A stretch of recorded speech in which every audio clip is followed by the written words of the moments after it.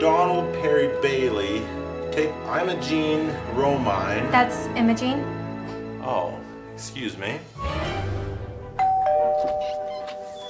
Mr. Bailey, we received a complaint that your kids are digging up the farmer's lot next door. Donnie, Lynn, Mary, Tommy, Lizzie, David, Sammy, Danny, Mark. Meet the Baileys. Liz, you go second, sit up front, make sure you scoot all the way back. Get on Lynn's lap, and then Mom will hop in front and hold Marky. There, you see? We all fit. They're not your average family. Lizzie, get out of there. I'm going to pee in my pants. I already did. And Donald Bailey wasn't your average father. First one to the top of the mountain, the king of the mountain. Follow the Bailey family through the years. Mom and Dad met through her brother E.L. So, Imogene, what do you like to do? It's Imogene. Growing up together. David, I want to hear love. Love you, Danny. I love you, David. And taking on life's challenges. What are you doing, Danny boy? You're not scared, are you? No. One child at a time. Donald, Mary, Tom, Leslie, David, Santa, and Mark. I could have done that. Sorry, Dad. From Pureflix Entertainment. What this family needs is a vacation. We'll go out, we'll have a wonderful time, like we don't have a care in the world. Take a journey with an extraordinary family. Heavenly Father, we're thankful for our family. And experience the inspiring true story of an extraordinary dad. I don't think I could stand without him. I don't know if I can do this. I know that Dad has always been the backbone of this family, but you're the heart.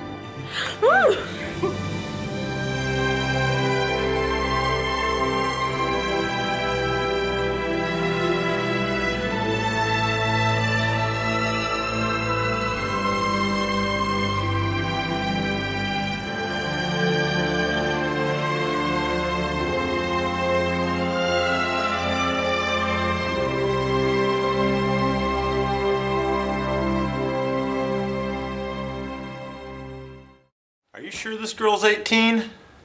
She always was a tiny little thing. Well, okay. Well, it'll be $3 for the license, and it's customary to give something to the justice of the peace.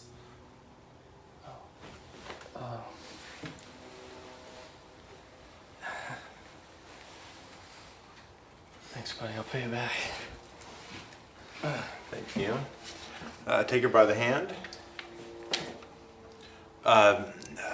The other hand. Okay. Do you, Donald Perry Bailey, take this woman, Imogene Romine? That's Imogene. Oh, excuse me. Imogene Romine, by the hand. Thus began the most unlikely bet for success ever to enter the bonds of matrimony. Jean was 14 and Donald was barely 19. They spent their 3-day honeymoon in her brother's storage shed before Dawn had to report for duty. Imogene returned to the fields and the camp of her parents. Donald headed to war-torn Europe. As a paratrooper, he made his first jump in France, behind enemy lines. He was to fight his way back to the troops who landed on the beaches of Normandy. But luck was against him when he fell into a German ambush and was heavily sprayed with machine gun fire. Most of the bullets tore away the flesh, nerves, and tendons of both hands and lower arms. The prognosis was grim. Jean had not heard from her husband in months when she returned to Ripley, California. She checked the post office for any news from Dawn and was told that a telegram, with obvious implications, had come and gone. She spent weeks not knowing if Dawn was wounded or dead. Finally, news reached her that Dawn had been shipped back to the U.S. and was in an army hospital on the East Coast. He was alive. Donald suffered one surgery after another. Most soldiers with similar injuries gave up and accepted their fate. But Donald was not one to ever give up.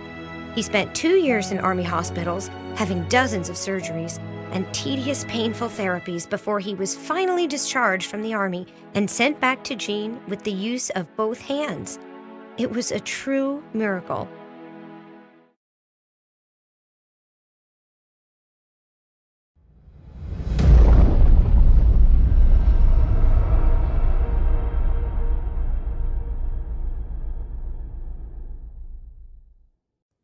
There will never be another Donald P. Bailey. Kids, line up. We're going on a vacation. He was complex, Jeannie, we're broke. Broke. Well, that's it in a nutshell. complicated, a living contradiction. He believed men were men and women were women, each with an inherent purpose, and there was never any confusion as to who was in charge. First one to the top of the mountain is the king of the mountain. I dream of Jeannie with light brown hair. As I sit here beside him in his last moments of life, a life taken way too soon, I suppose it is natural to reflect on beloved moments spent with the man who most affected my life. Wish me luck. I'm trying out today. No luck needed there, girly girl. You've worked hard. Can I do anything for you? Yeah, if you could hurry this process along, I wouldn't mind. Dad. Can't bear to let him go. But I can't stand to see him suffer anymore. I married your father when I was 14 years old. Or they said it wouldn't last. I didn't expect it to end this soon. I know that Dad has always been the backbone of this family. But you're the heart. We need you to continue being the heart.